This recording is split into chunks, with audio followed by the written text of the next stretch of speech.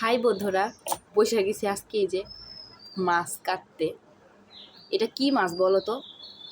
এটা অনেকে অনেক নাম বলে, তবে আমরা এটাকে সুরমা মাছ নামেই চিনি। আর এই মাছটা না ভাইজা খাইতে বেশি ভাল লাগে। এটা কিন্তু তরকারিতে রান্না করলে বেশি ভাল লাগে না, তবে ভাইজা রান্না করলে খুব বেশি মজা লাগে। ম্যারিনেট কইরা রাইখা যদি ভাজা যায়, মানে এই পুরা মাছটা, তাহলে খাইতে না খুব খুব খুব খুব ভাল লাগে।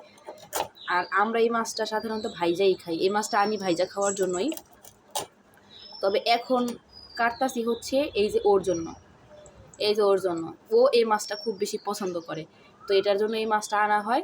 আর আনলে আমাদের জন্য ভাজি, আর ওকে সিদ্ধ করে রান্না করে খাওয়াই, বুঝছো?